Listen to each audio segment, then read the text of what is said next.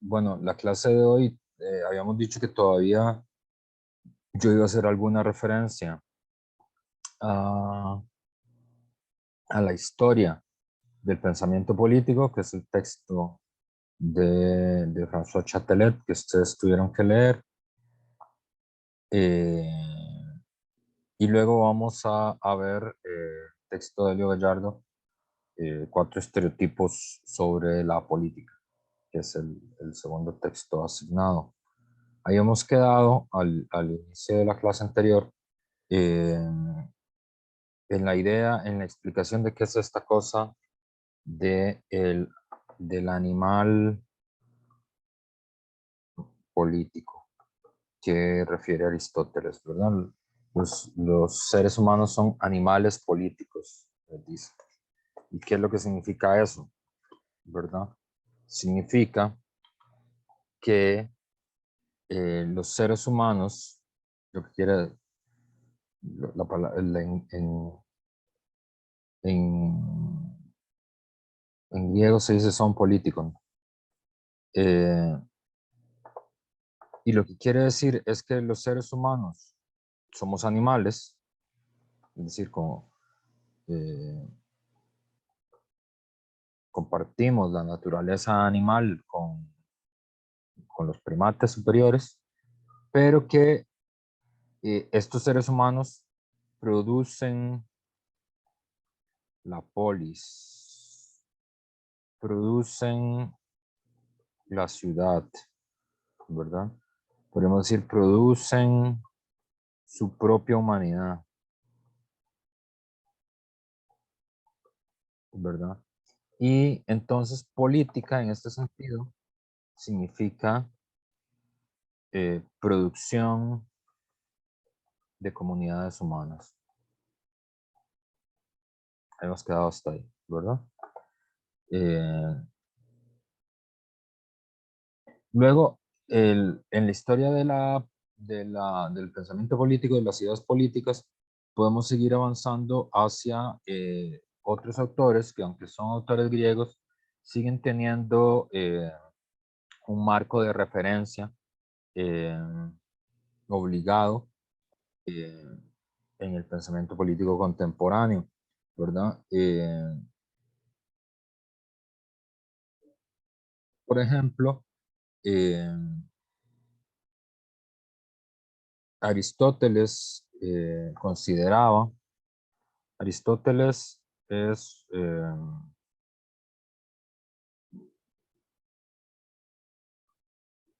un libro que se llama La Política, consideraba lo siguiente: Aristóteles es su teoría, ¿verdad? Es la idea del justo medio. Bueno, tiene varias teorías, pero la que nos interesa para esta clase es la idea del justo medio.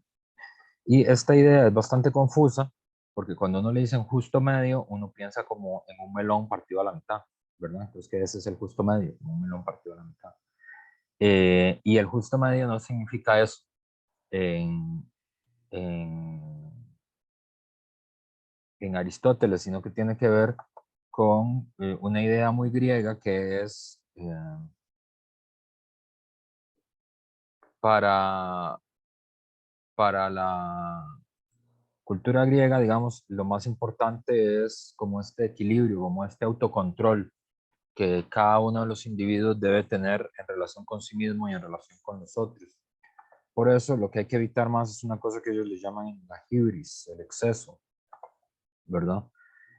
Todas las historias de los griegos, todas las historias de los mitos, eh, los dioses castigaban a los griegos no arbitrariamente como aparece en el Antiguo Testamento. Por ejemplo, no se pone el diablo y Dios a decidir que van a hacerle una mala jugada a Job. Eso sería impensable, digamos, en la religiosidad griega, sino que los dioses castigan porque los seres humanos cometen hibris, cometen un exceso, ¿verdad? Y por eso es que son castigados, ¿verdad? Por ejemplo, Ícaro comete un exceso porque quiere volar y llegar hasta el sol, ¿verdad? Y en el sol solo viven los dioses, ¿verdad? Entonces, la hibris es un comportamiento Y por eso también en la Odisea, Circe castiga a los marineros de Odiseo transformándolos en chanchos, ¿verdad? Porque se comportan como si fueran chanchos. Entonces, un comportamiento de los seres humanos que intente emular al de los dioses o que intente emular al de los animales es una hibris, ¿verdad? Porque los seres humanos tienen una doble naturaleza. Una naturaleza animal y una naturaleza divina. Una naturaleza animal que es la fuerza física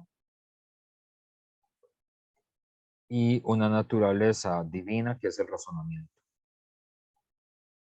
¿Sí? Entonces, cualquier comportamiento que implique comportarse como un dios o como una bestia es una hibris, es un exceso. Porque justamente ser un ser humano significa un equilibrio, ¿verdad? Un justo medio entre el comportamiento de un animal y el comportamiento de un dios. Y los seres humanos tenemos esta doble naturaleza que nos obliga a este autocontrol y este autoequilibrio para no cometer hibris, para no eh, ser ni dioses ni bestias, ¿verdad? Eh, en ese mismo sentido, para todas las, digamos, para Aristóteles, la virtud, ¿verdad? Estriba justamente en el justo medio, porque en todos los casos nosotros podemos encontrar que el exceso o la ausencia de una virtud eh, es dañina, ¿verdad? Por ejemplo, pensando en el ejército, ¿verdad? Por ejemplo, pensando en un soldado. Un soldado tiene que ser valiente. Esta es la virtud de un soldado, ser valiente. Y ese es el justo medio, ¿verdad? ¿Por qué? Porque la hibris por ausencia sería cobarde, ¿verdad? Y esto es una hibris, ¿verdad? Es decir, los soldados no se pueden compartir cobardemente, no tendrían la virtud de ser soldados si se comportan cobardemente, pero tampoco pueden ser temerarios,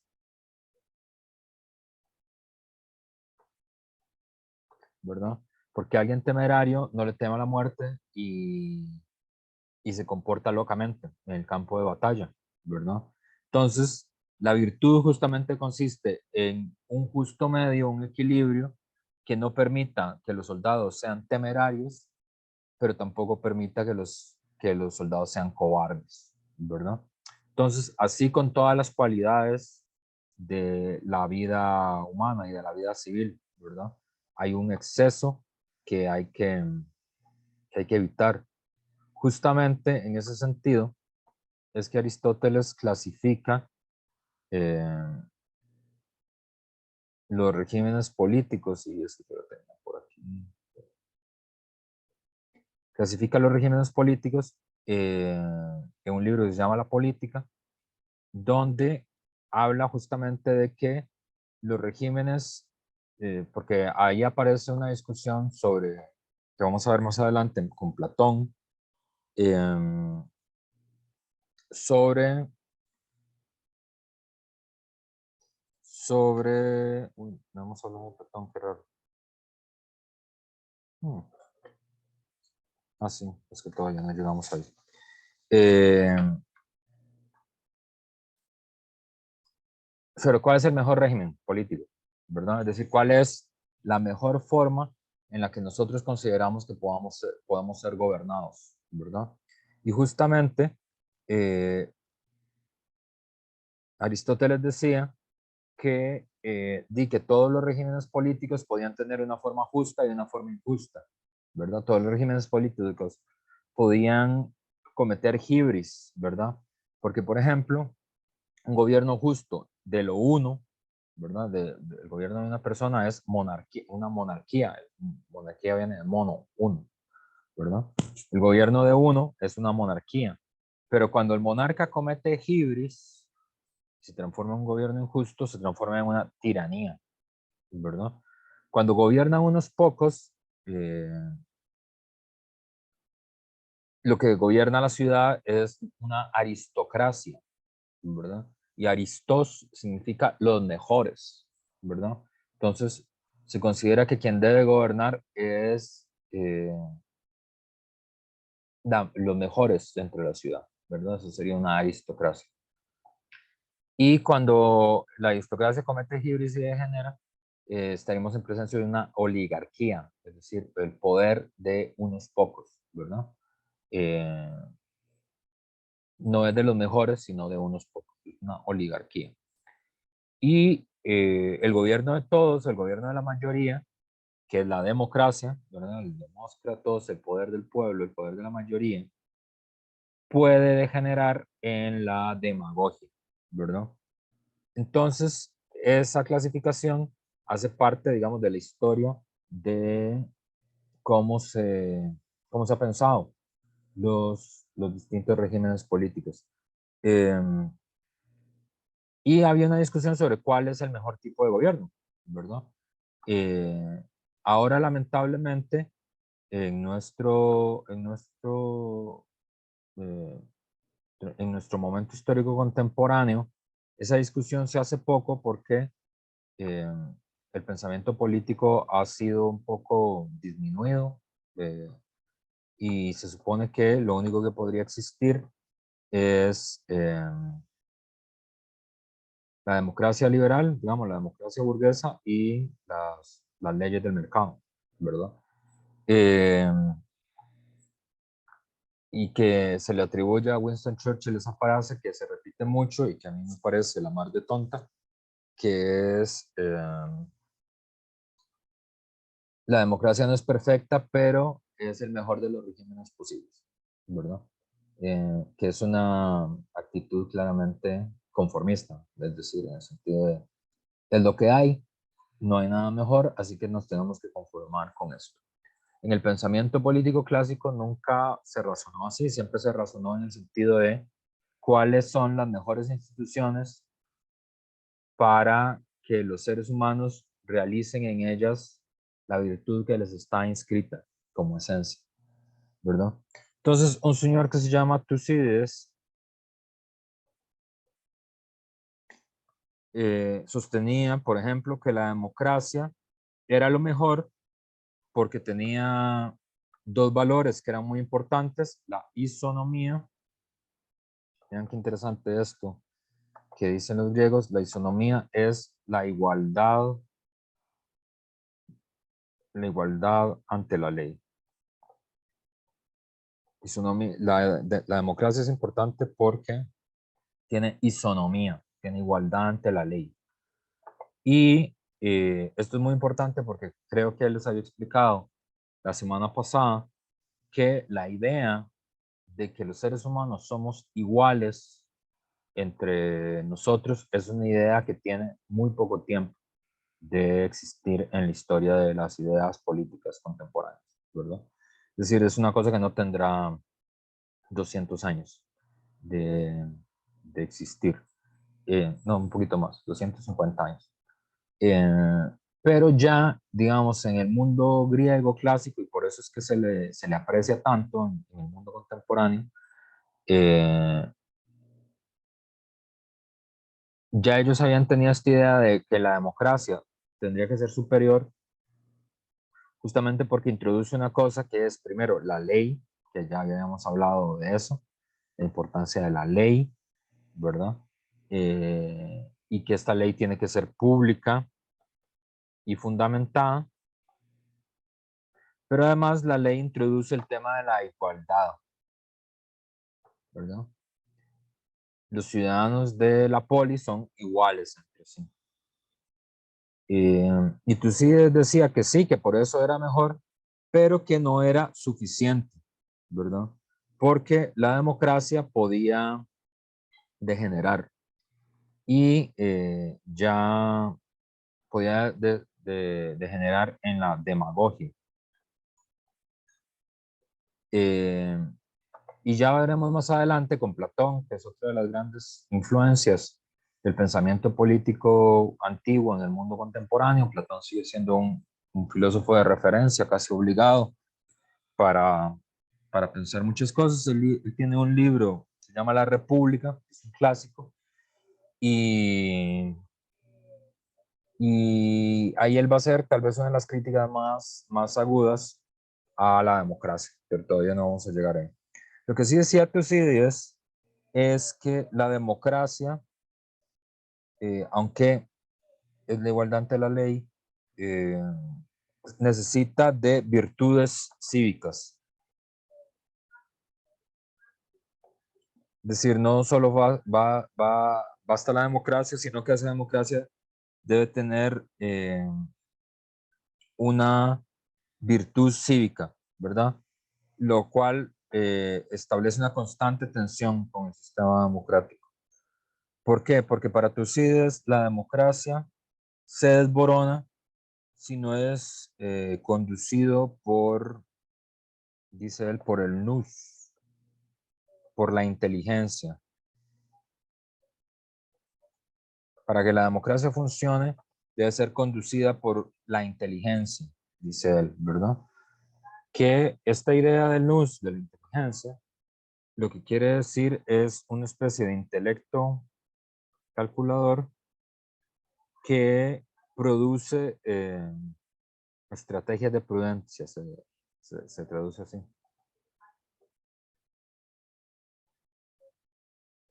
Estrategias de prudencia. Ahí la traducción está un poco mal porque la palabra que se tiene que usar es esto, frónesis, ¿verdad? Que a veces se traduce como prudencia, y a mí no me gusta mucho la traducción. Frónesis quiere decir un saber práctico.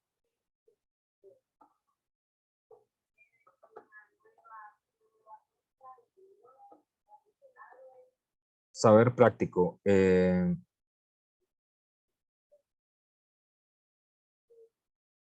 Y este saber práctico, esto es muy interesante porque tiene que ver con el estatus de la política. Porque esa es una pregunta obvia. ¿Cuál es el estatus del conocimiento de la política? Y la política no es un saber teórico, que es una de las confusiones que normalmente la gente tiene sobre la política. Es decir, no es un saber teórico, no es un saber especulativo, no es una ciencia en ese sentido. Eh,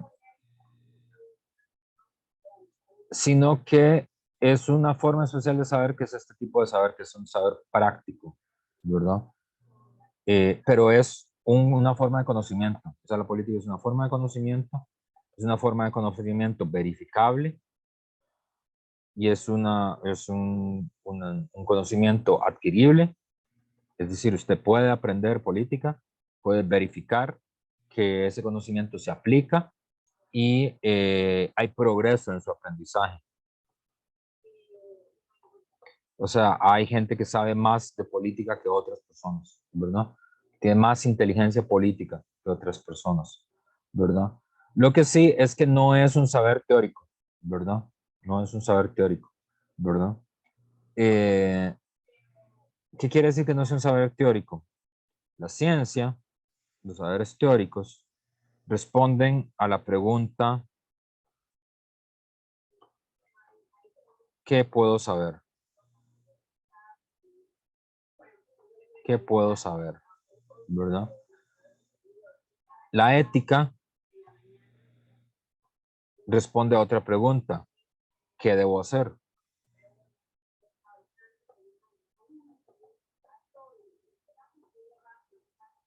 La estética responde a otra pregunta, ¿qué es lo bello?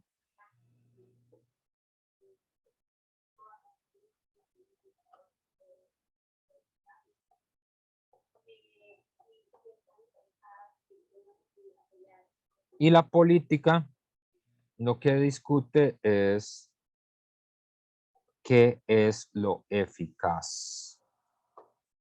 La política se mide en términos de eficacia, ¿verdad? Por lo tanto, tiene una autonomía en relación con la ciencia, es decir, con el conocimiento teórico, y tiene una distancia con la moral, también con la ética, ¿verdad? En este sentido, la política se parece a otros tipos de frónesis, de saberes prácticos, como podrían ser, por ejemplo, cocinar, como podría ser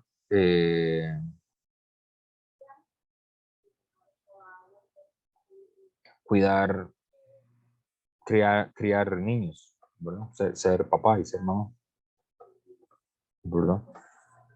¿Por qué? Porque estos conocimientos, por ejemplo, cocinar, es un conocimiento que no es un saber teórico, es decir, las personas que son buenas cocineras no tienen por qué saber y normalmente no saben cuáles son las reacciones químicas que producen las cosas que ellos cocinan, es decir, por qué, eh, qué es lo que explica que el agua y la sal haga que el agua quede salada, qué es lo que explica que el pollo, si se cocina, sepa bien o sepa mal, que determinada combinación de sabores hace que las cosas sepan mejor. La explicación química de por qué eso sucede normalmente no la tienen, ¿verdad?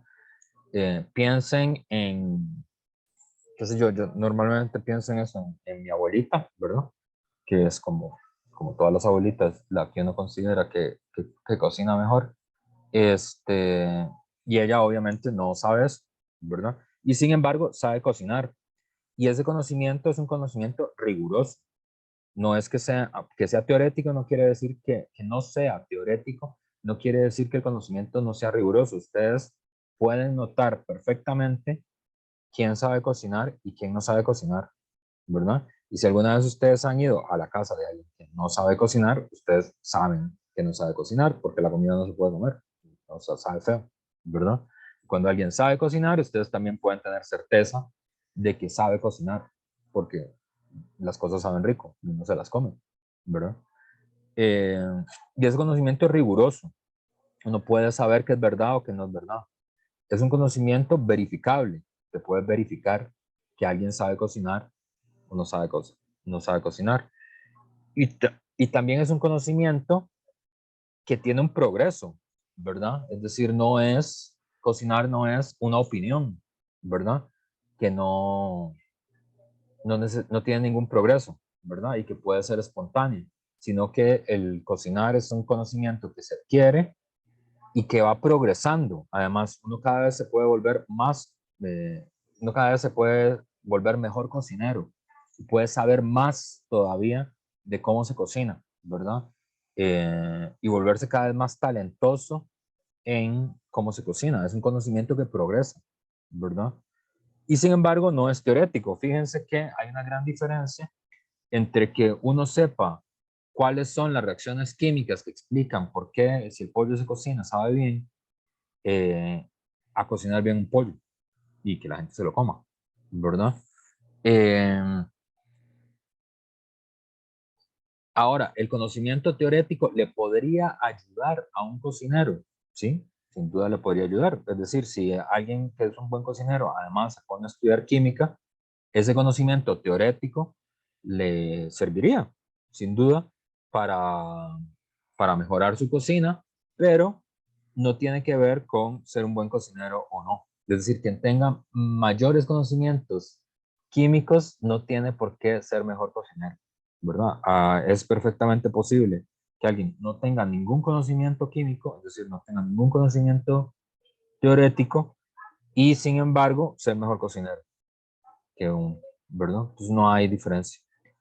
Exactamente igual que con la crianza de los niños. Usted, eh, la crianza de los niños es algo que se aprende, es decir, y es verificable que uno aprende, es decir, los papás se van perfeccionando con el tiempo, ¿verdad? Y con los hijos, cada vez más saben más de cómo criar a los hijos.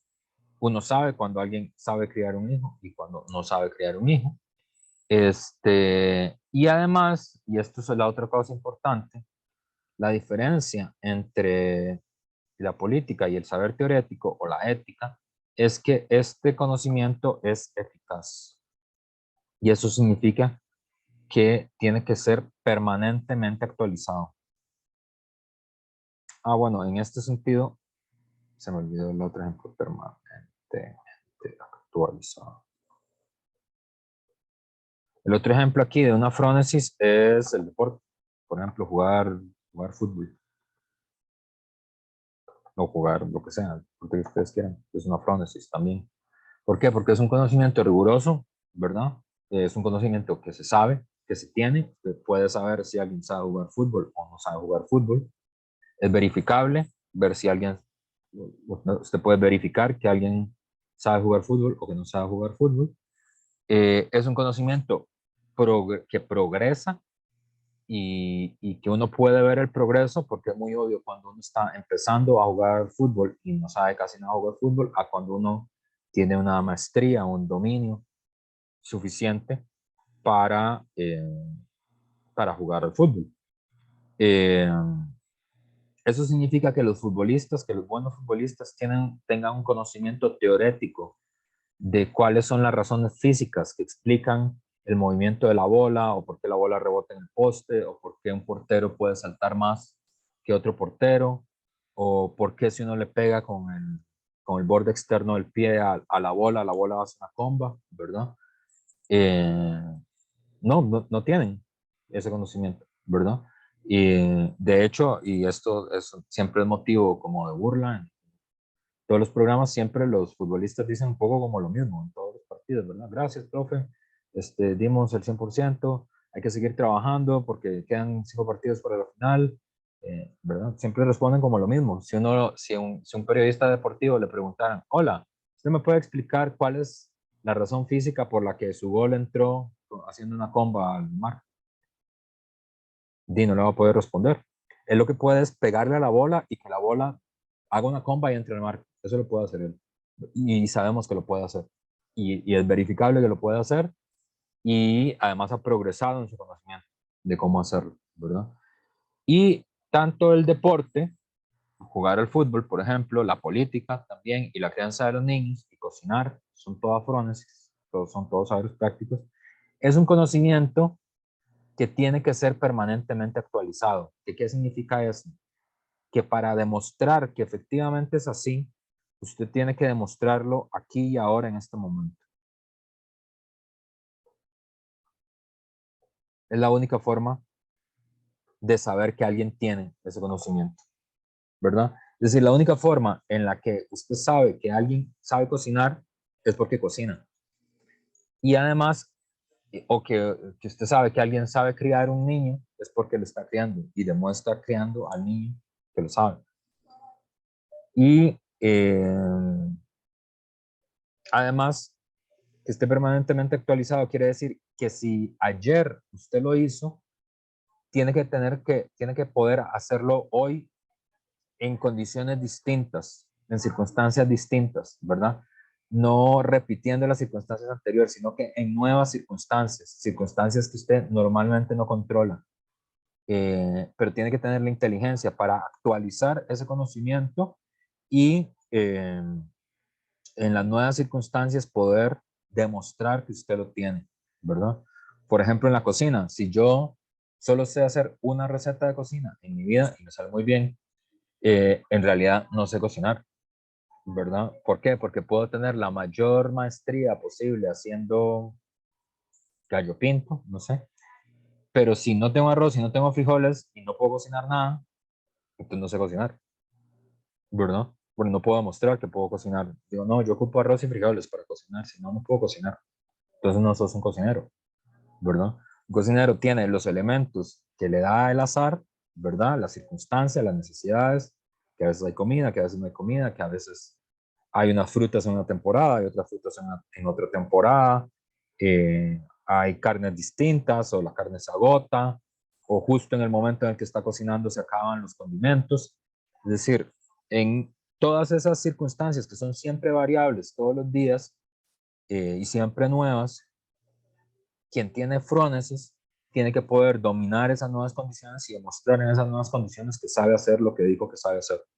Exactamente igual que los papás, ¿verdad? Es decir, un buen papá no es, digamos, si el chiquito no se mueve nunca del sillón, pues es muy fácil demostrar que uno es un buen papá, pero, y que sabe crear a los niños. Pero los papás tienen que demostrar que son buenos papás en todas las condiciones, en cualquier momento, sin importarles circunstancias y en circunstancias que no controlan, ¿verdad? Si el chiquito se quema, si el chiquito sale corriendo persiguiendo un pato, si se cae del techo, si tiene un amigo que es un matón, si tiene un novio que es un abusador. Es decir, en todas las circunstancias, inclusive en circunstancias que ellos no prevén, tiene que poder demostrar que lo es todos los días, en todo momento, cada vez que es requerido, ¿verdad? La política es así también. El conocimiento político no es un conocimiento teórico, no es un tratado de historia, no es un tratado de sociología, no es una especulación filosófica, sino que es un saber que tiene que demostrar aquí y ahora que es capaz de ser eficaz, ¿verdad? Ser eficaz, es decir, de lograr sus objetivos, ¿verdad? Eh, y en ese sentido, tendríamos que pensar en, vamos a hacer un paréntesis para hacer una pregunta a Alison Rodríguez.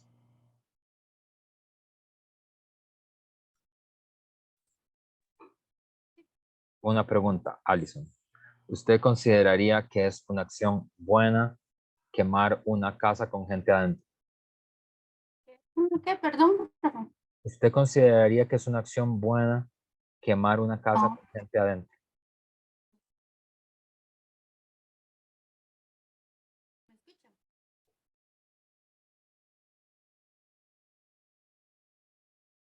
¿Me escuchan? No, no se te escucha bien. Si respondiste, no escuché tu respuesta. No, que no, no es una acción buena. No es una acción buena. Vamos a preguntar a José Vega. José, ¿usted considera que incendiar una casa con gente dentro es una acción buena? No, profe. No, no es una acción buena, ¿verdad? Por lo tanto, consideraríamos en general, salvo que alguien me diga, consideraríamos que quemar una casa con gente adentro es una acción mala, ¿verdad? Es una acción que no deberíamos hacer. Ahora, giro inesperado en el asunto. Pregunta para Casey Castro. Casey Castro, ¿quién es Juan Santamaría?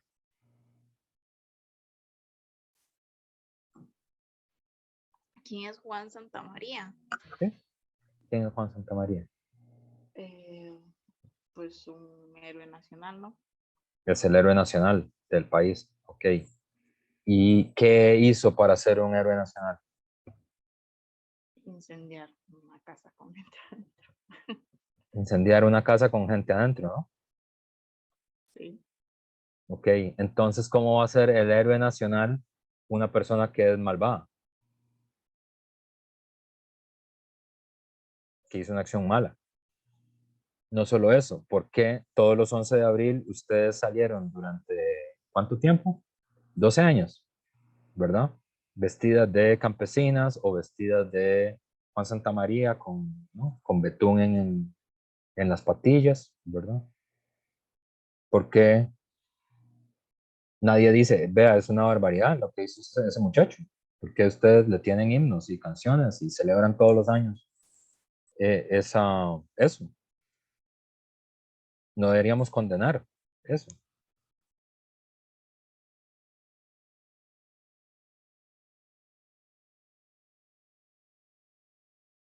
Es condenable. Deberíamos abandonar a Juan Santamaría como héroe nacional. Si es una acción mala. ¿Será que nadie hasta que hemos llegado a nosotros se ha dado cuenta que lo que hizo Juan Santamaría es una acción mala? O sea, en 200 años de existencia de los costarricenses, y 150 años de la campaña nacional, nadie nunca se le había ocurrido que eso que hizo Juan Santamaría es malo, moralmente malo.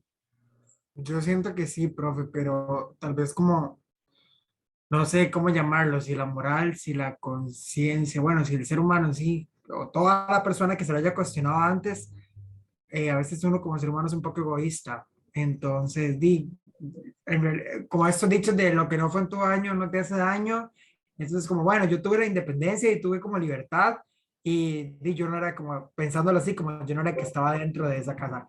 Aunque ahorita el juicio es moralmente negativo, digamos, uno se piensa que ahora van y queman una casa con gente adentro y es un boom, ¿verdad? Hasta la hora, hasta el chisme de cómo es posible que fulanito queme una casa, pero pensaría que tal vez como desde ese egoísmo es que quizá se solapa como un acto que ahora denominamos malo. Pero ¿por qué como un egoísmo? No entiendo dónde está el egoísmo ahí. No sé si la palabra sea egoísmo, pero es como, es como el nacionalismo, digamos, como, ok, nosotros obtuvimos como la independencia, entonces no, aunque fuera malo matar gente quemada dentro de una casa, eh, eso es mínimo comparado a como al bienestar que nosotros obtuvimos. Claro, solo una cosa, la independencia es 1821, ¿verdad? La guerra nacional es 1856. Entonces, lo que estaba ocurriendo en realidad era la campaña nacional. ¿Y qué era la campaña nacional? A ver cómo andan en secundaria. ¿Qué era la campaña nacional? Angélica Taixigue. Profe, si no, perdón, voy amor. Si mal no recuerdo, bueno, estoy pateando. Juan Santamaría lo que hizo fue pelear contra los filibusteros cuando querían pues tomar Costa Rica, bueno, pasaron de pues de Nicaragua a Costa Rica. Entonces yo aquí lo que creo que el acto como tal, asesinar, es malo, pero dentro de un estado o dentro de la política, cuando se defiende una población o cuando se hacen guerras y bueno, uno defiende al pueblo, entre comillas, generalmente terminan tomando como héroes, como generalmente lo decimos. Pues de esta manera que pues lo que estamos es legitimando la violencia mediante la defensa de los invasores o cosas así por el estilo. Ok, entonces, según lo que dicen Angélica y José, lo mejor hubiera sido que Juan Santamaría no quemara el mesón, entonces. Pues, eso hubiera sido mejor. Lo preferible hubiera sido que no quemara el mesón. Pues es muy relativo, profe, porque pues en todo caso, pues asesinar, como lo vuelvo a decir, el hecho de asesinar está pues mal. Aquí lo que se está es como defendiendo pues la invasión a Costa Rica, pero en todo caso también hay que tomar en cuenta que, bueno, una cosa que yo siempre he pensado, la idea de conquistar era pues de una sola persona, cuando ya se agarran pues otro grupo y se le meten las ideas y que es que tenemos que conquistar, avanzar, agarrar terreno, los demás simplemente lo que actúan es a las órdenes de un superior con una idea de pues dominar. Entonces, pues ya ahí no sé si estaría pues bien o mal. Bueno, el hecho está mal, pero en todo caso, si no lo hubieran si no lo hubieran detenido en ese momento, ¿qué hubiera pasado también? Bueno, esa es la pregunta. Jancy, hubiera sido mejor que Juan Santamaría hubiera dicho, ese acto que me están pidiendo hacer es un acto malo. Es que yo creo que tampoco tenía tanto por dónde escoger. Fue como que yo diría que se consideró que en su momento quizá era lo mejor, entonces se hizo, pero sí. O sea, yo sinceramente nunca me había puesto a pensar en eso. Ok, pero hubiera sido mejor o que no lo hiciera. No sé. Como no saben, es el héroe nacional. ¿Ustedes cuántas veces celebraron el 11 de abril a sus 22 años? Tenían que tener como 13 Un celebraciones. montón de veces, pero por eso yo me da risa y quedo sorprendida de ver que uno celebra todas estas cosas porque es lo que le enseñan a uno, pero yo recuerdo que leían la historia y todos los años, a ver si uno en un acto cívico no lo leyó y todo, o no actuó la, Pero la actuaron, ¿no? de fijo, o tal vez yo no tanto porque nunca estaba metida en esas cosas, pero de fijo que lo ponían a uno. Pero sí, como uno nunca se cuestiona esas cosas. Uno Ok. solo lo hace porque es lo que le están enseñando, pero uno no está cuestionando que le están enseñando. Ok, muy bien. Bienvenidos a la universidad, pero la pregunta es, bueno, ¿qué pasaba? ¿Qué pasaba si Juan Santamaría no quemaba el mesón? ¿Qué pasaba? Carla Hidalgo.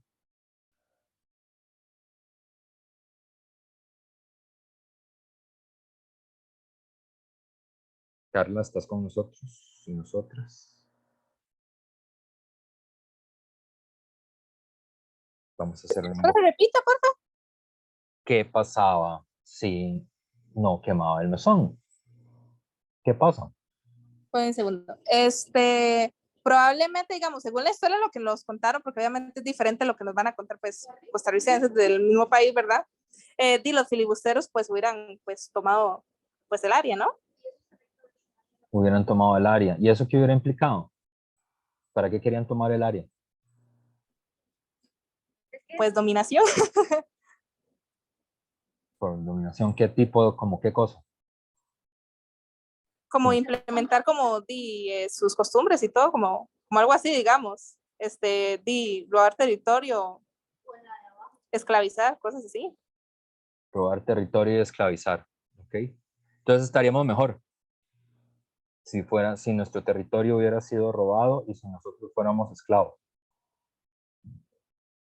Eso sería deseable para nosotros. No. No. Entonces, aquí aparece justamente qué significa la reflexión política, que es lo siguiente. Creo que fue Angélica, me corrige. Natalia, no, Angélica, creo que fue lo que lo dijo. Angélica usó este término, asesinato. ¿Verdad? Y este término no corresponde cuando uno está hablando de una guerra. En la guerra no hay asesinatos, ¿verdad? Porque hay dos bandos combatientes. La guerra es, digamos, una forma extrema, una forma militarizada, una forma de la política, ¿verdad? Un enfrentamiento político, cuando recrudece lo suficiente, se transforma en una guerra, ¿verdad? Que es, digamos, la política llevada adelante con otros medios. Digamos, es la política llevada adelante con armas, por la fuerza, ¿verdad? Entonces, la guerra nacional es una guerra de una pequeña nación que se llama Costa Rica, bueno, Centroamérica, porque en realidad la guerra nacional fue centroamericana, no es de Costa Rica, eso es parte del chauvinismo posterior, porque la guerra se combatió en toda Centroamérica. De hecho, la primera derrota fue o sea, la razón de la invasión empieza en Nicaragua, luego se traslada a Costa Rica, hay una primera derrota en Costa Rica, luego la batalla de Rivas no ocurre en Costa Rica, ocurre en Nicaragua, y es la fecha que nosotros consideramos la fecha nacional, ¿verdad? Porque la del 20 de marzo, la de Santa Rosa, no es que ocurre en territorio nacional, no es la fecha nacional, sino que es el 11 de abril y la batalla no se pelea en territorio nacional, se pelea en Rivas. Y Walker es ajusticiado en 1857 en Honduras, finalmente, digamos, saliendo, replegándose de la derrota en Rivas. Entonces, en realidad fue una guerra centroamericana. Igual Centroamérica son un conjunto de pequeñas naciones contra de un proyecto que se llama los filibusteros, que son piratas, en realidad, que organizan el saqueo y la conquista de otros territorios. En este caso, con objetivo de esclavizar. Ustedes recordarán, la Guerra Nacional en 1856, en Estados Unidos existió la esclavitud hasta 1864, cuando los confederados vencen a, cuando la Unión vence a los confederados. Entonces, aquí estamos en presencia de un enfrentamiento político, en realidad.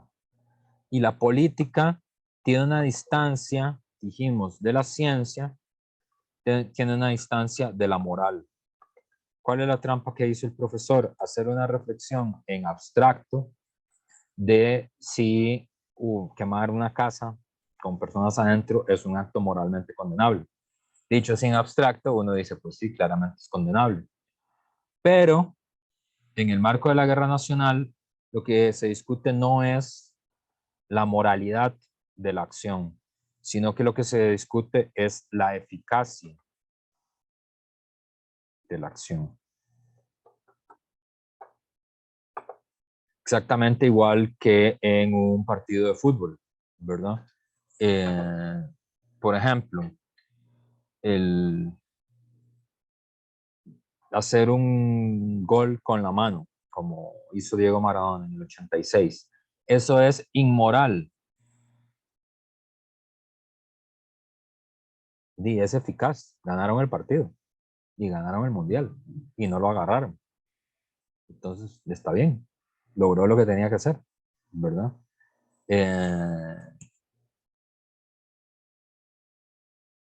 ¿Verdad? ¿Qué sé yo? Cocinar gallo pinto en vez de con frijoles, con garbanzos, porque no hay frijoles. Entonces, eso es inmoral. No tiene como sentido esa palabra, ¿verdad? Porque lo que importa es la eficacia de voy a hacer la comida, ¿verdad? Voy a lograr que que se produzca una comida con los alimentos que ahora tengo. Entonces, la eficacia quiere decir la capacidad de lograr y alcanzar las metas políticas,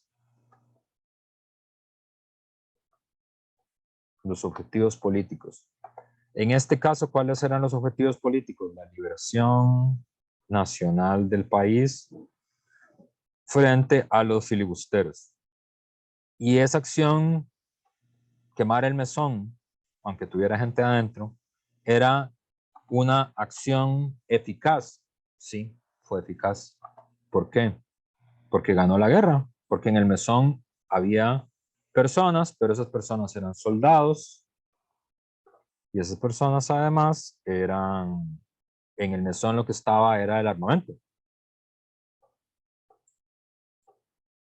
Entonces, en la guerra, los soldados no se considera que cometan asesinatos. Eso solo tiene sentido fuera de la guerra.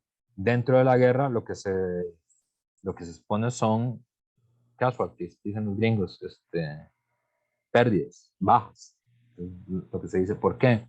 Porque ambos bandos están combatiendo entre sí. No es que alguien aparece en medio de la noche y no, me mata con un cuchillo. No es eso. Sino que son dos bandos que saben que están enfrentándose a muerte, porque las contradicciones políticas son tan intensas que no se puede resolver por la vía de los métodos normales de lucha política, sino que se usan los métodos más intensos. Entonces, justamente la razón por la que nosotros consideramos a Juan Santamaría nuestro héroe nacional no tiene que ver con un problema moral, no es un problema ético. Juan Santamaría no es el héroe ético de los costarricenses, es el héroe político de los costarricenses. ¿Y por qué? Porque representa la acción más eficaz que se hizo durante la guerra, que fue el hecho que llevó a la victoria contra los filibusteros.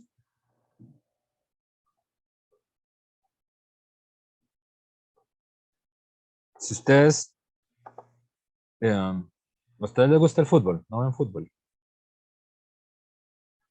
No, ¿Nadie ve fútbol? No. ¿Ven algún deporte?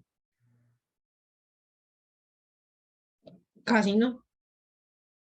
Yo No sí, ven, no ven deporte y no practican deportes. No, A los 22 años no tienen tiempo para practicar deportes. usted lo ha dicho. Bueno, tiempo siempre hay. Tiempo siempre hay. Y por alguna extraña razón, la gente que está más inclinada a cosas del espíritu considera como que los deportes son algo que está lejos de las cosas del espíritu. Y no, creo que están equivocados con eso, ¿verdad? Los griegos decían que tiene que haber una mente sana en un cuerpo sano. Y las Olimpiadas y la democracia política y la filosofía las inventó la misma sociedad. Los griegos inventaron eso también. Inventaron el teatro, la filosofía, la democracia, la polis y las Olimpiadas, todo junto. Es la misma sociedad, con los mismos valores, ¿verdad? Las Olimpiadas tienen un gran valor político, por cierto.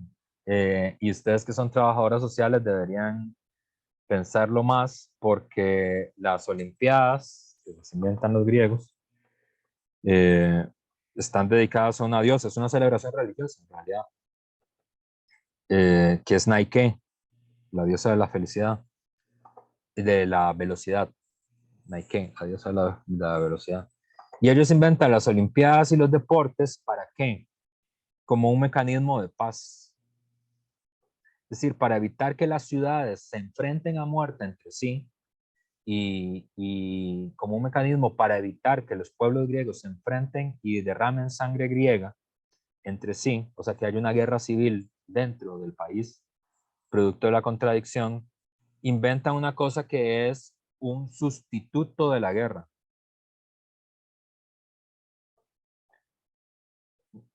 Una guerra que no es una guerra en realidad, es una simulación de la guerra. Y esta guerra simulada es lo que garantiza la paz. Por eso el deporte es un enfrentamiento. Uno se enfrenta con los demás, pero no los mata, ¿verdad? Ni los agrede, ¿verdad? Es decir, si usted, a mí, de adolescente y todavía de adulto me gusta mucho jugar básquetbol. Por ejemplo, ahí, que es un deporte de mucho contacto, igual que el rugby, igual que el fútbol, igual que el fútbol americano, ¿verdad? Es un deporte igual que el karate, ¿verdad? Son deportes de mucho contacto. Ahí nadie considera que la otra persona lo está agrediendo aún, ¿verdad? No se considera una agresión. ¿Por qué? Porque estamos simulando una guerra, ¿verdad? Y estamos simulando un enfrentamiento. Si se fijan, por eso es que todos los nombres de los equipos tienen nombres como de guerreros, ¿no? Como, ¿no? Qué sé yo, los jaguares de no sé qué, ¿verdad? Las chivas rayadas, el huracán brumoso, el tigre herediano, ¿verdad? Ningún equipo de fútbol se llama, no sé, las lombrices, ¿verdad? O qué sé yo, las bacterias, ¿verdad? Aunque podrían llamarse así, ¿verdad? Los nombres son arbitrarios, ¿verdad? Pero todos los nombres representan cosas que quieren decir enfrentamiento, valor, ¿verdad? Por eso no, los toros de Chicago, ¿verdad? Las balas de Washington, los bullets de Washington. Nos llaman las bacterias, ¿no? Los virus, las, no sé, las rosas, ¿verdad? No, no es nada que le transmita a uno ese tipo de cosas, ¿verdad? Sino que lo que le transmite es la idea de que están luchando, que están combatiendo. Pero nosotros sabemos que esa lucha es una simulación, en realidad, y se hace justamente para que no haya guerra. Y eso es muy importante porque luego lo vamos a ver en el cuarto año. Por ejemplo, la promoción activa del deporte en las comunidades más empobrecidas del país es una excelente política de contención en contra de la delincuencia juvenil y en contra del reclutamiento de las pandillas a los jóvenes. Está súper estudiado, súper estudiado. Entonces, muchas de las razones por las que chicos y chicas inician en la vida delincuencial tiene que ver con que en sus barrios no hay absolutamente nada que hacer. Nada. No hay una biblioteca, no hay un teatro, No hay una cancha de fútbol, no hay una piscina, no hay un aro para tirar basquetbol, no hay nada. No hay nada mejor que hacer que sumarse a la mara, sumarse a la pandilla. Porque eso es lo que es entretenido, ¿verdad? Y eso termina mal, siempre. Entonces, deberían pensarlo más como trabajadoras sociales. Es un tema que es muy importante, justamente para pensar y para actuar en la política social contemporánea. Pero bueno, aquí lo que les decía, ya perdí un poco el rumbo de lo que les quería decir. Aquí lo que hay es una victoria contra los filibusteros. Y aquí aparece justamente una palabra que es una palabra típica de la política, que es estrategia, ¿verdad? Hay dos palabras que vienen originalmente del conocimiento militar, de la ciencia militar, que luego lo tomó la política, lo usa la política, pero también se usa en el deporte, ¿verdad? Que es la palabra estrategia y la palabra táctica, ¿verdad? Entonces ustedes tal vez han oído esa expresión, ¿verdad? Como la estrategia del gobierno para aprobar el proyecto de ley tal y tal, ¿verdad? O la estrategia de lucha contra la pobreza del gobierno, ¿verdad? O la estrategia del Deportivo Saprissa para ganar el campeonato, ¿verdad? O la táctica que usó Saprissa en el partido del sábado pasado, ¿verdad? Son palabras que se usan en la ciencia militar, en la política, en el deporte. Estrategia quiere decir la ciencia de la victoria. Eso es lo que significa.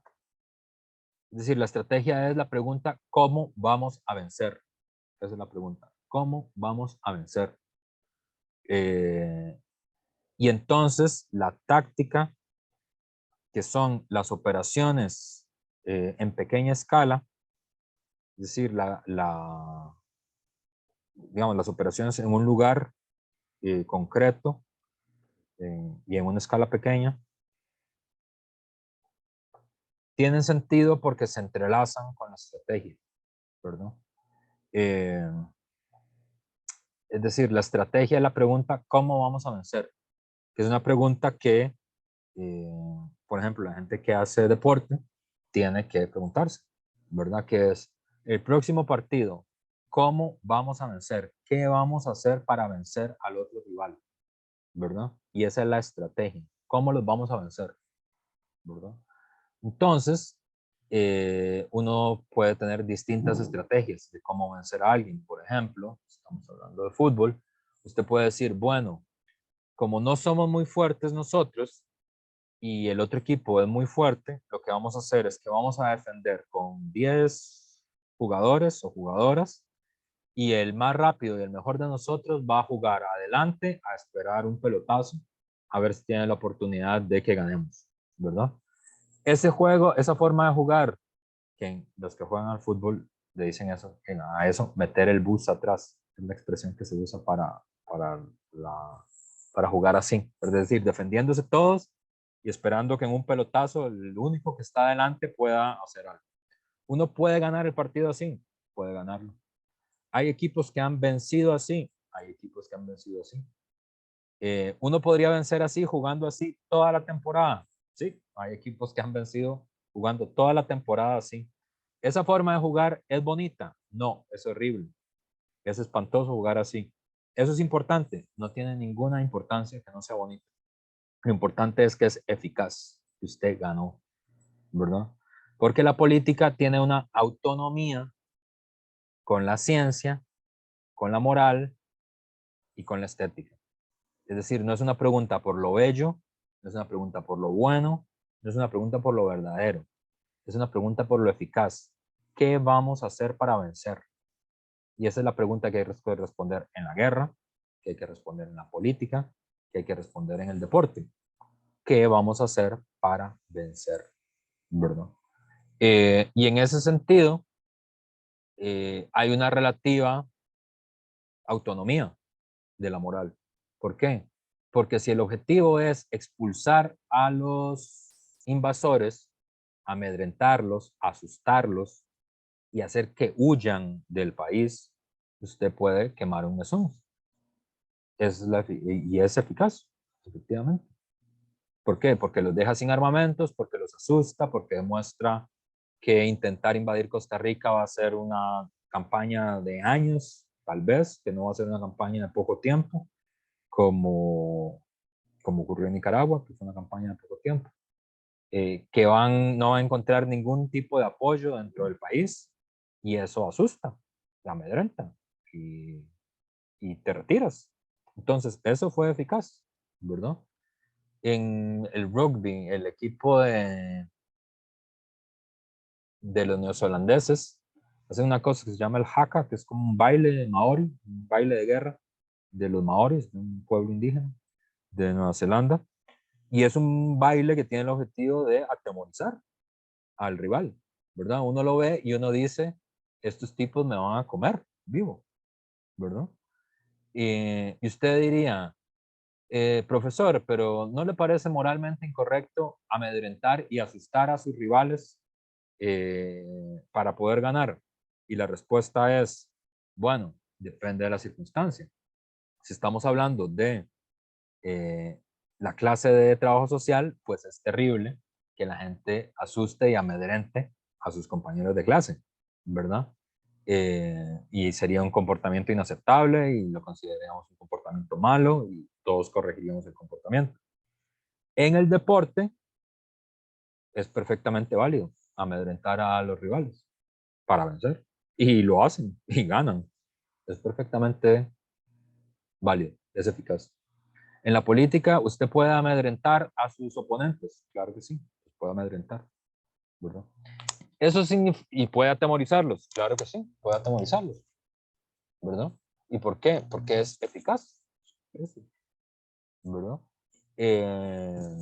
Ustedes recién tuvieron una experiencia con eso que podrían pensarlo, por ejemplo, que es una discusión que siempre hay, ¿verdad? Que es, bueno, las marchas sirven para algo, ¿verdad?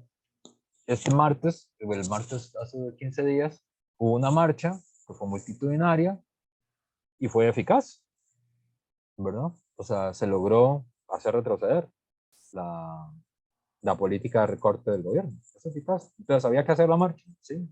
¿Por qué? Porque el gobierno se asustó. ¿Por qué? Porque vio demasiada gente. Profe, ¿es moralmente adecuado que asustar al gobierno? Pues moralmente puede ser que no, no deberíamos asustar a nadie, pero no estamos discutiendo de moral, estamos discutiendo de política. Y en la política lo que importa es la eficacia de las cosas. Profe, y está diciendo entonces que uno puede cometer cualquier acción inmoral, incluyendo asesinatos o robos o saqueos, siempre que haya una justificación política. No, no estoy diciendo eso. ¿Por qué?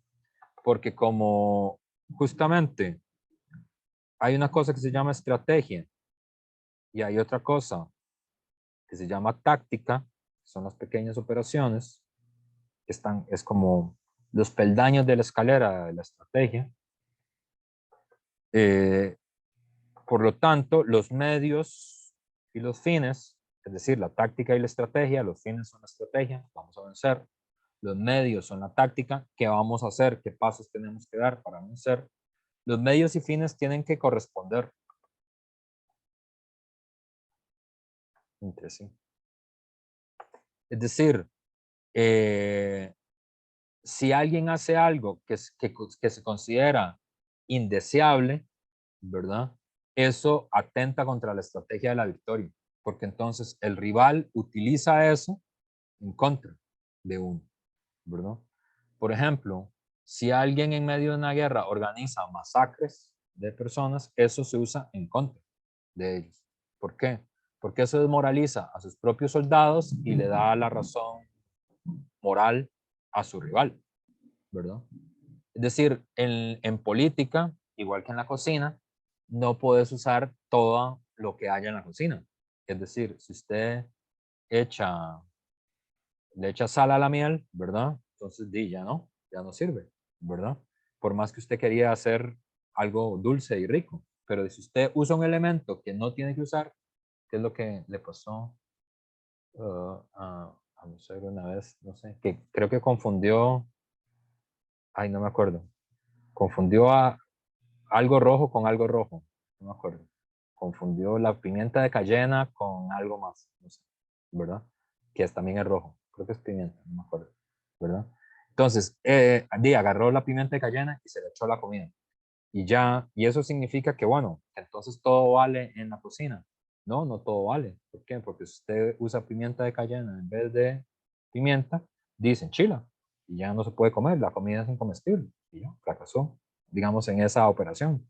Exactamente igual en la política, ¿verdad? Si usted hace algo que no corresponde o que sus rivales logran demostrar que no corresponde el medio con el fin, eso termina siendo usado contra usted y termina arruinando los objetivos que usted tenía. Entonces, no todo es válido, ¿verdad? Es válido aquello que es eficaz en las circunstancias específicas en las cuales se está dando el enfrentamiento político. Este es el punto. Exactamente igual que no se puede cocinar con todo, sino que un buen cocinero sabe usar los elementos que tiene a la mano en la cocina, no los que escoge, no los que desea, no los que podría tener, no los que va a tener dentro de un mes, no los que tuvo no de los que tuvo hace 3 meses, no los que están en el libro de texto de cómo se cocina, sino los que están en la realidad de la cocina en la que está metido y logra resolverlo, son buen cocinero. Exactamente igual en la política, que es a partir del análisis concreto de la situación en la cual estamos actuando políticamente, uno puede establecer cuáles son los fines y cuáles son los medios necesarios para lograr lo que queremos lograr, ¿verdad? Y esos medios tienen una autonomía relativa desde el punto de vista de la moral. Es relativa, ¿por qué? Porque un hecho que la población considere indeseable y que le gane la animadversión política a usted, le vira en contra, presta en contra, ¿verdad? Para poner un ejemplo, yo no sé si ustedes están en tercero. En sociología, ¿vieron El Combo Callejero? ¿No vieron ese documental con Esperanza? Esperanza fue la que les dio sociología. ¿Quién les dio sociología a ustedes? También una prueba que se llamaba Yalile Ah, con Yalile seguro no lo vieron. y no recuerdo eso. No. Yo sé que con Esper la ven, pero con Yalile no sé qué ven. Por ejemplo, uno puede considerar que amedrentar a la población, asustarla, puede ser una buena forma de lograr tus objetivos políticos, porque cuando usted tiene miedo y cuando está amedrentado, no actúa, ¿verdad? Es decir, no resiste, nada más le da demasiado miedo actuar. Y uno podría considerar, bueno, amedrentar y asustar a las personas podríamos lograr nuestros objetivos políticos haciendo eso. Entonces, por ejemplo, si ustedes ven un documental que se llama El Combo Callejero, que narra la historia de la lucha contra la privatización del combo de Lice en el año 2000 en Costa Rica, hace 22 años, que ustedes no habían nacido en ese momento, pero es una de las grandes luchas sociales que tuvo el país. El gobierno en algún momento intenta amedrentar a la población, intenta amedrentar a los estudiantes, y hay una represión bastante intensa durante la huelga, pero como reprime a los estudiantes universitarios, a la población le pareció eso indeseable, absolutamente inaceptable, ¿verdad? Y eso más bien ganó simpatía política para los opositores al combo y ganó la animadversión política al gobierno. Entonces, eso que él intentó hacer, asustar y atemorizar, fue políticamente contraproducente, ¿verdad? Entonces, las cosas en política son eficaces e ineficaces. Y usted lo que tiene que medir es la eficacia de las acciones que va a llevar adelante, ¿verdad? Esto fue un excursus en relación con lo que habíamos hablado sobre la democracia y el mejor de los regímenes posibles, ¿verdad? Justamente porque Taucídides habla de que la nous est phronesis, es un saber práctico. Y él estaba bien apuntado con lo que quiere decir. Es decir, hay que tener frónesis para poder actuar en la democracia y que la democracia sea el mejor de los gobiernos posibles. Hay que tener un saber práctico, un saber de la política que le permita a uno saber cuáles son las acciones eficaces dentro de la ciudad. Ahora,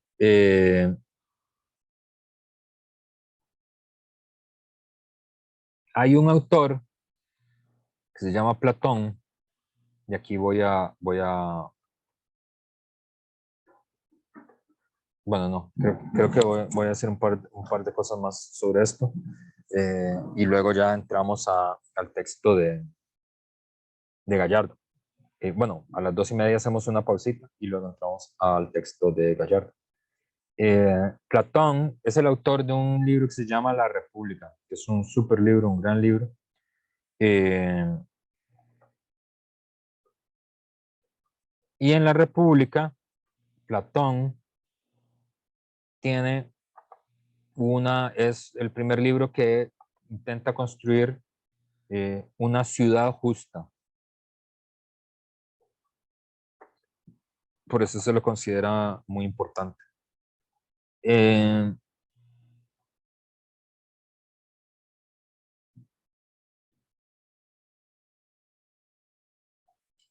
Los griegos distinguían una cosa que se llamaba episteme, que nosotros le decimos hoy ciencia, como las ciencias sociales, que son lo que ustedes estudian.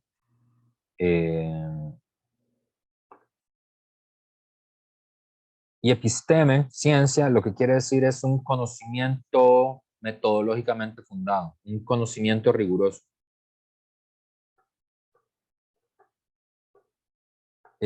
Un conocimiento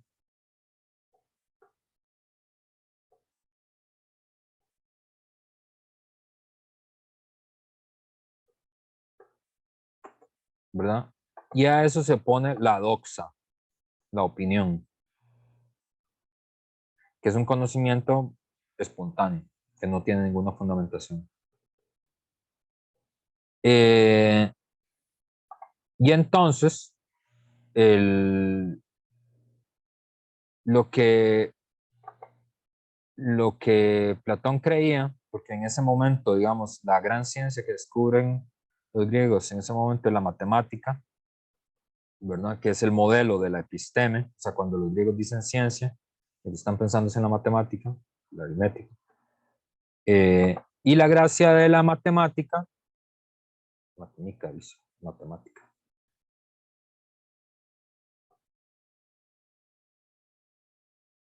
La gracia de la matemática es que es un conocimiento riguroso, que es un conocimiento verdadero, ¿verdad? La suma de los cuadrados de los dos catetos es igual que el cuadrado de la hipotenusa. Eso es verdad aquí, en China y en donde sea. Y eso sirve para construir las ciudades. Entonces, para Platón, lo más importante era primero discutir o apoyarse un saber de la verdad. O sea, lo importante aquí era el saber verdadero. Y este saber verdadero podía ser conseguido, ¿verdad? Y así como uno tenía una idea precisa de un triángulo, de qué es un triángulo, ¿verdad? Son tres lados con ángulos menores a 90 grados, con ángulos internos menores a 90 grados, cuya suma es 180 grados, recordarán la definición de triángulo. Uno puede tener un conocimiento verdadero de lo justo. O sea, uno puede saber cuál es la idea de la justicia. Y sobre la base de la idea de la justicia, construir una ciudad justa. ¿Verdad? Y esa es la república, la construcción de una ciudad justa. Pero Platón es uno de los grandes adversarios de la democracia. Platón está de acuerdo con un gobierno que es un gobierno monárquico, un gobierno de la monarquía, tiene un rey filósofo en la cabeza, tiene un rey sabio en la cabeza. Luego tiene distintas categorías que tienen que ver con la educación, de cómo deben ser los guerreros, cómo deben ser los campesinos, los trabajadores, ¿verdad? Es un sistema jerárquico con un rey filósofo a la cabeza, ¿verdad? Y eso es porque para Platón, que es parte de su filosofía, los seres humanos somos animales esclavos de nuestras pasiones.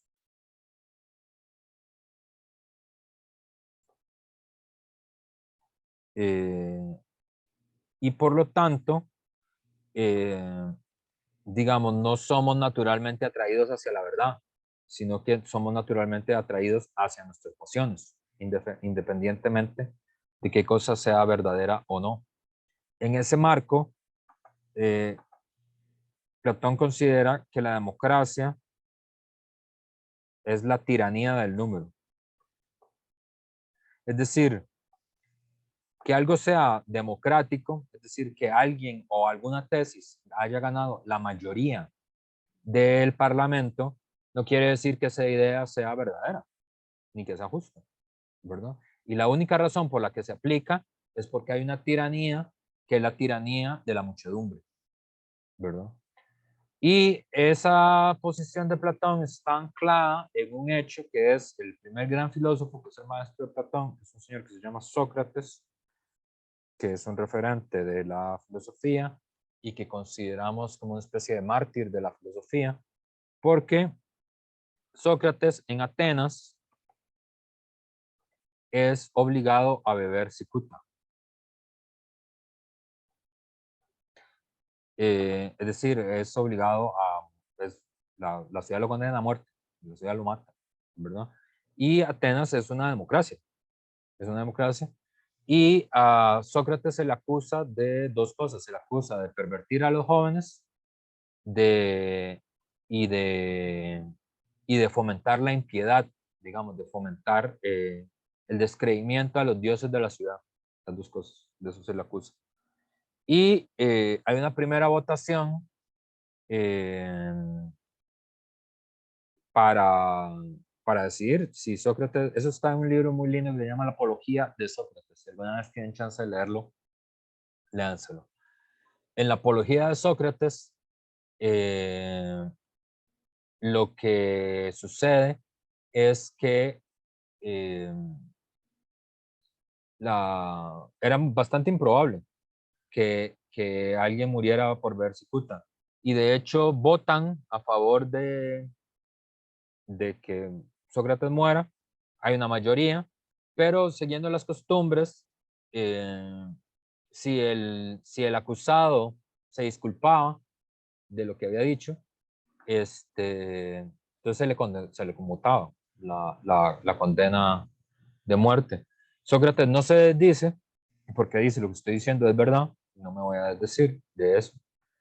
Y entonces lo que sucede es que a la segunda votación, más gente todavía vota a favor de la muerte de Sócrates, ¿verdad? Entonces la pregunta es cómo, si la democracia es el mejor de los gobiernos, ¿cómo pudo matar al hombre más sabio de la ciudad? ¿Por qué va a ser mejor? Simplemente por lo que Platón le llama la tiranía del número. Entonces, para él, el gobierno tiene que ser un gobierno de los mejores. Pero él tiene una valoración aristocrática de la ciudad. No puede ser la mayoría porque la mayoría son animales de pasiones. Votan sobre la base del miedo, votan sobre la base de la conveniencia, votan sobre la base de la irracionalidad. Gobernar un lugar y se fue la luz. Hola. ¿Me escuchan? Uy, me mareé. Hola.